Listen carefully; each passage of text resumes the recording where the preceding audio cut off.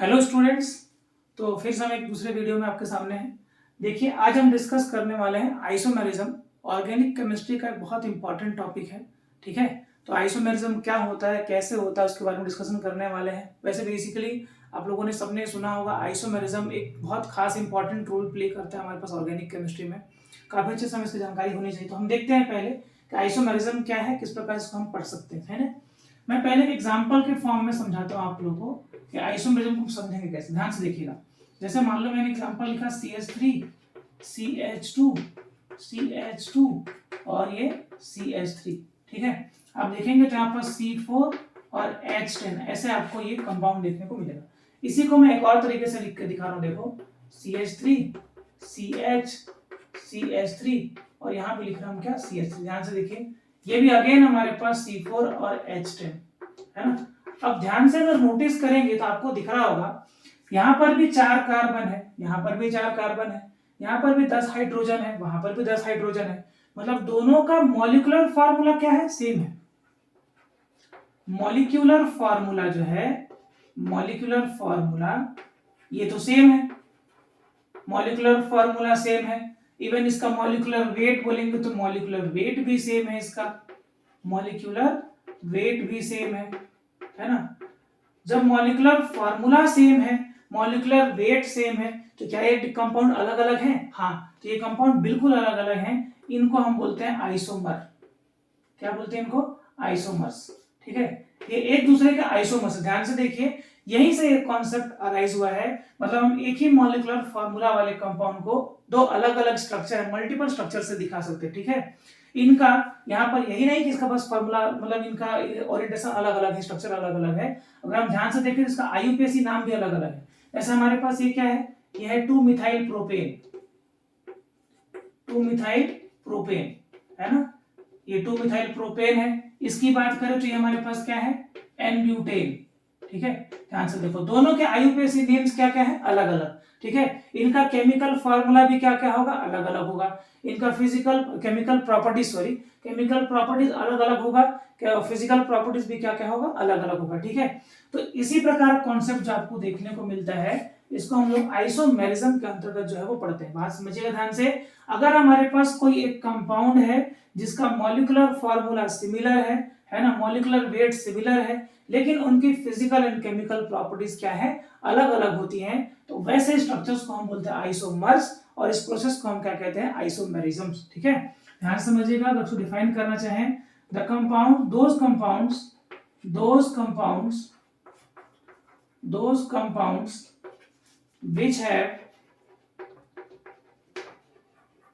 which have same molecular formula, same molecular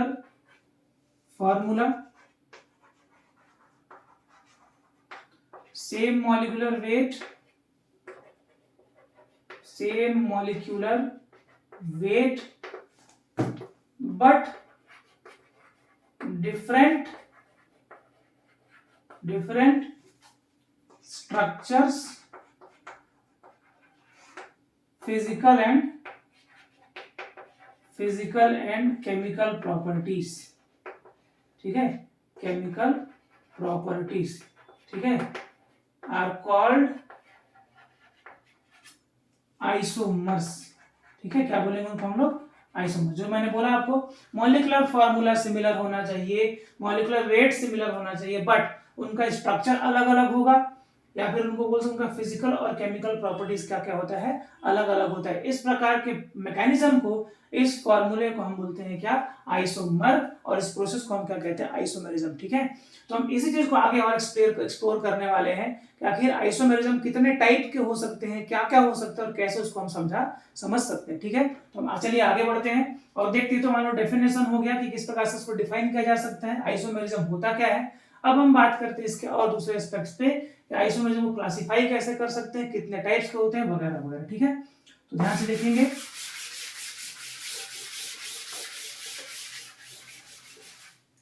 देखो, अगर हम लोग अब आइसोमेरिज्म को, अगर इसको डिफाइन तो कर चुके हैं, क्लासिफाई करना चाहे, ठीक है, ध्यान से देखिएगा। आइसोमेरिज्म को दो तरीके से बेसिकली डिफाइन कर सकते, मतलब कि क्लासिफाई कर सकते हैं। एक होता है हमारे पास स्ट्रक्चरल आइसोमेरिज्म, स्ट्रक्चरल आइसोमेरिज्म, है ना, और एक होता है हमारे पास कैसा, स्टीरियो आइसोमेरिज्म, स्टीरियो आइसोमेरिज्म, है ना। आप अगर नोटिस करोगे तो आपको दो और तरीकों से मिल सकता है। इसको हम लोग बोलते हैं क्या, कॉन्स्टिट्यूशनल आइसोमेरिज्म, और उसे कहते हैं कॉन्फिगरेशनल आइसोमेरिज्म।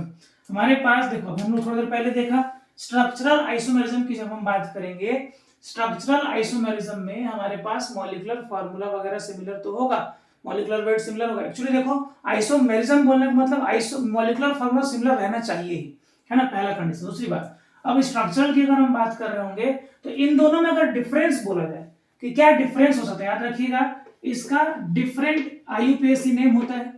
इनमें आपको डिफरेंट आईयूपीएसी नेम्स देखने को, जैसा मैंने लिख के दिखाया था प्रीवियस एग्जांपल में, आईयूपीएसी नेम्स होते हैं। लेकिन इनमें आपको आईयूपीएसी नेम क्या मिलेगा, आईयूपीएसी नेम जो है वो सिमिलर देखने को मिलेगा। आईयूपीएसी नेम क्या मिलेंगे, सिमिलर देखने को जो है वो मिलते हैं, ठीक है।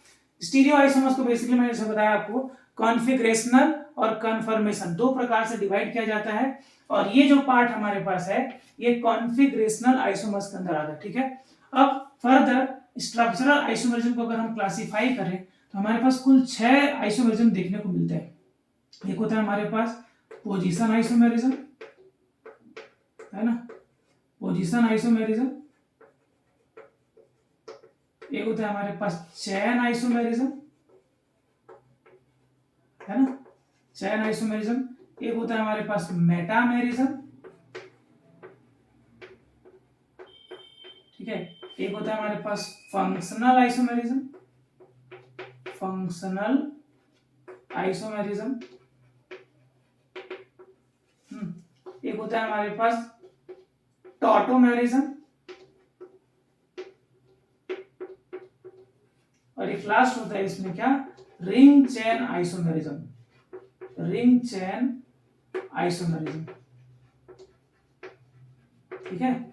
ये देखो, ये हमारे पास कुल 6 प्रकार के स्ट्रक्चरल आइसोमेरिज्म देखने को मिलेंगे, और स्टीरियो में हमारे पास 2 प्रकार के होते हैं, जिनमें एक होता है जियोमेट्रिकल आइसोमेरिज्म, जियोमेट्रिकल आइसोमेरिज्म, है ना, और एक होता है हमारे पास ऑप्टिकल आइसोमेरिज्म, ऑप्टिकल आइसोमेरिज्म,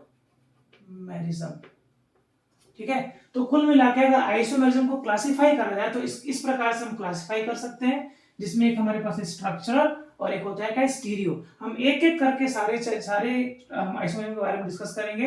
पहले हम स्ट्रक्चरल को डिस्कस करेंगे, उसके बाद हम स्टीरियो आइसोमेरिज्म के ऊपर चलेंगे, ठीक है। तो ये जो क्लासिफिकेशन करा है मैंने स्ट्रक्चरल और स्टीरियो के बेसिस में, सारे अपने अपने जगह पर इंपॉर्टेंट है और बहुत अच्छा रोल प्ले करते हैं। आपको इनको अच्छे तरीके से समझना आना चाहिए, ठीक है। तो हम आगे बात करें, सबसे पहले हम बात करेंगे चेन और पोजीशन आइसोमेरिज्म के अकॉर्डिंग, ठीक है। देखते हैं,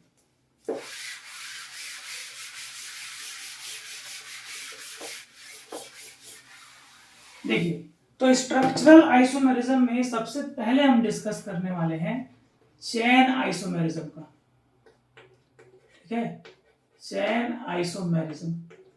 ध्यान समझिएगा, बहुत इजी है। स्ट्रक्चरल आइसोमेरिज्म में सबसे इंपॉर्टेंट हमारे पास टॉटोमेरिज्म वगैरह और मेटामेरिज्म करके आता है, लेकिन फिर भी हमको सबके बारे में डिस्कशन करना पड़ेगा, नॉलेज रहना चाहिए। तो चेन आइसोमेरिज्म क्या होता है पहले इसको समझने की कोशिश करेंगे।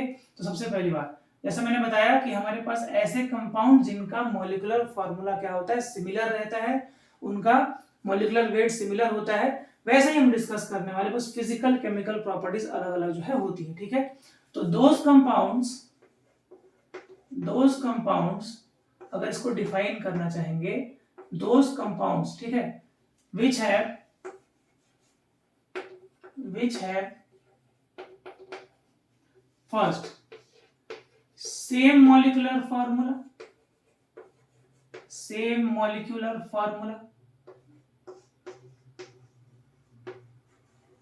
ठीक है, same molecular formula. Second, same functional group हो, सेम फंक्शनल ग्रुप हो, ठीक है, same position of functional group हो, सेम पोजीशन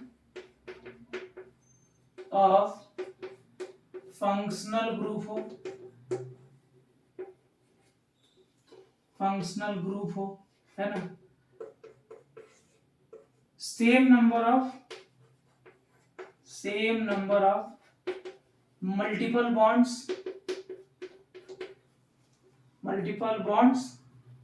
है ना।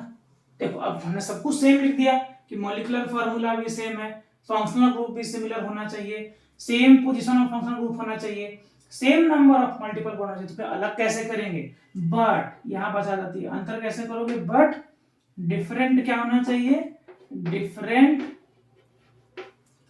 पेरेंट कार्बन चेन, है ना, डिफरेंट पेरेंट कार्बन चेन, ये आपको देखने को मिलेगा। जब डिफरेंट चेन की हम बात करेंगे, डिफरेंट पेरेंट चेन की बात करेंगे, तब हम उसको आइडेंटिफाई कर सकते हैं कि वो हमारे पास चेन आइसोमेरिज्म है। ठीक है, अब इससे ज्यादा अच्छा समझ में आएगा हम लोग को जब हम एग्जांपल के फॉर्म में समझेंगे। ध्यान से देखना, जैसे कि मैंने एक एग्जांपल लेकर बताया अभी आप लोग को। अगर हमारे पास ये एन ब्यूटेन है, इसको मैं चाहूं तो कुछ इस प्रकार से भी लिख कर दिखा सकता हूं। देखो अब ध्यान से देखिए, यहाँ पर अगर हम कार्बन चेन की बात करेंगे तो 4 कार्बन चेन है, मतलब 4 कार्बन की चेन है। जबकि यहाँ पर अगर हम कार्बन चेन को नंबरिंग करके दिखाएं, IUPAC नंबरिंग के अकॉर्डिंग हम बात करेंगे, तो यहाँ पर हमारे पास देखो, जैसे मान लो यहाँ पर 1 नंबर, ये 2 नंबर, ये 3 और ये 4। वैसे यहाँ बात करेंगे तो 1 2 और ये 3, मतलब 3 ही पेरेंट चेन में आपको 3 ही कार्बन देखने को मिल रहा है। ठीक है, इसलिए हम इसको बोल सकते हैं क्या कि ये आइसोमर है। ठीक है, वैसे ही मान के चलो एक और एग्जांपल लेके चलते। सपोज हमारे पास कुछ इस प्रकार से देखो, ऐसा हमारे पास कंपाउंड है, ये देखो, इसको बोला हम लोगों ने 1 ब्यूटेनॉल या फिर ब्यूटेनॉल बोल रहे हैं। इसी को अगर हम चाहें तो ऐसा भी लिख के दिखा सकते हैं। ध्यान से देखो, ये हमारे पास क्या हो जाएगा, इस प्रकार से ऐसे OH कर दिया, तो ये देखो, ये हमारे पास ये दोनों भी आपस में क्या हो गए, आइसोमर्स हो गए। ठीक है, बात समझ में आ रही है। अगर आपको इस प्रकार से समझ में ना आ रहा हो तो मैं इसको ऐसे लिख के दिखाता हूँ, ध्यान से देखिएगा।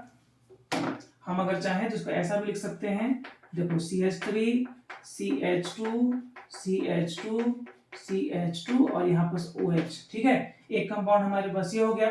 दूसरा क्या हो सकता है, CH2 CH, यहाँ पर हमने लिखा CH3, यहाँ पर भी हम लिख रहे हैं CH2 और साथ में लगा रहे हैं क्या, OH। इस प्रकार से दिख रहा है आपको। तो ये हमारे पास दो, देखो अब सेम नंबर, यहाँ पर हम बात करें सेम कार्बन, वहां पर भी same number of carbon atom है, सेम हाइड्रोजन, वहां पर भी सेम हाइड्रोजन एटम है। ठीक है, एक ही ऑक्सीजन वहां पर भी है, मतलब ये हमारे पास बेसिकली क्या होता है, अगर हम बात करें तो इसको हम बोल सकते हैं क्या, आपका चेन आइसोमेरिज्म। ठीक है, बात समझ में आई।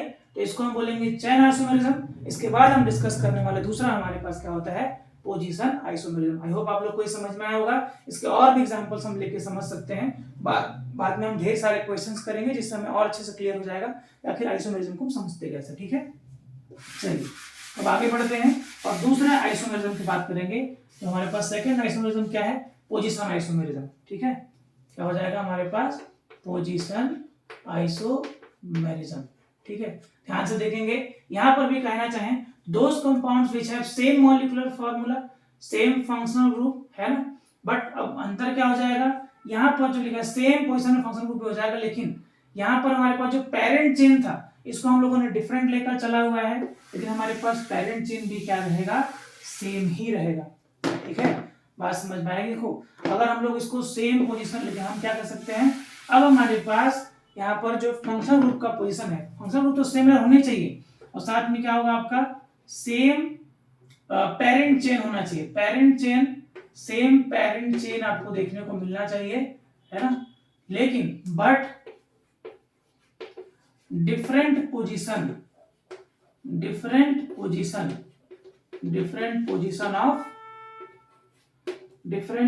Of functional group, functional shortcut में लिखते हैं फंक्शनल ग्रुप, है ना, एंड मल्टीपल बॉन्ड्स आपको देखने को मिलेंगे। हम वैसे अगर बात करें आइसोमेरिज्म की बात कर रहे हैं तो आइसोमेरिज्म में आपका मल्टीपल बॉन्ड भी एज अ फंक्शनल ग्रुप ही काउंट किया जाता है। ठीक है, तो देखो डिफरेंट कैसे है चेन से, तो मॉलिक्यूलर फार्मूला सेम है, फंक्शनल ग्रुप भी सेम है, लेकिन यहाँ पर पेरेंट चेन क्या हो गया, सिमिलर। जबकि चेन में क्या देखा था हम लोगों ने कि चेन में आपका फंक्शनल ग्रुप पेरेंट चेन क्या होता है, डिफरेंट होता है। यहाँ डिफरेंट क्या है, different position of functional group and multiple bonds, ये देखने को। एग्जांपल के फॉर्म में समझेंगे हम लोग, ध्यान से देखना। अगर मैं ऐसा लिख के दिखाऊं, सपोज मान लो CH3, ये CH2 है ना, ये CH और डबल बॉन्ड्स को मैं लिख रहा हूँ CH2 है ना। वैसे ही लिख सकते हैं क्या, देखो CH3 यहाँ पर हो जाएगा CH डबल बॉन्ड CH और यहाँ क्या हो जाएगा आपका CH3। ध्यान से देखिए, अगर आप नोटिस करोगे तो यहाँ पर आपको 3 2 5 और 1 6 2 8 H दिख रहे हैं, यहाँ पर भी आपको 8 H दिख रहे हैं, 4 C है 4 C है। ध्यान से देखो, पेरेंट चेन में देखो सिमिलर है, एक कार्बन, दो कार्बन, या नंबरिंग करेंगे तो 1 कार्बन, ये 2, ये 3 और ये 4 है। यहाँ पर नंबरिंग करोगे तो 1, ये 2, ये 3 और 4 है। अगेन हमारे पास मॉलिक्यूलर फार्मूला C4 और H8 करके सिमिलर है, यहाँ भी क्या है C4H8 सिमिलर है ना। मॉलिक्यूलर फार्मूला सेम है, फंक्शनल ग्रुप हमारे पास सेम है, मल्टीपल बॉन्ड में सेम है, लेकिन आपको क्या देखने को मिल रहा है, उनके पोजीशंस अलग अलग हैं। यहाँ पर हमारे पास पहले पोजीशन पे लगा हुआ है फंक्शनल ग्रुप, जबकि यहाँ पर क्या है सेकंड पोजीशन पे जो है वो लगा हुआ है। ठीक है, अगर IUPAC नेमिंग करें तो हमारे पास ये ब्यूट1 है और ये क्या है हमारे पास ब्यूट2 है।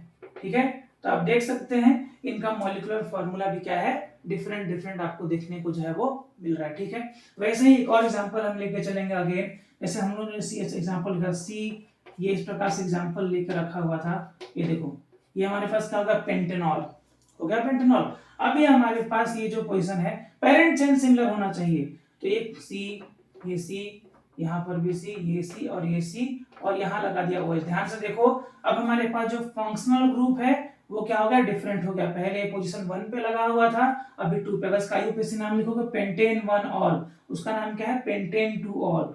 ये क्या है आपका पेंटेन 1 ऑल या पेंटेनॉल बोल सकते हो, इसका नाम क्या है पेंटेन 2 ऑल है ना। आप देख सकते हैं पोजीशन आइसोमेरिज्म भी लगभग चेन आइसोमेरिज्म के जैसा ही है, बट फर्क क्या है, वहां पर हमारे पास पेरेंट चेन डिफरेंट होने चाहिए थे, यहाँ पर हमारे पास पेरेंट चेन क्या है सिमिलर है।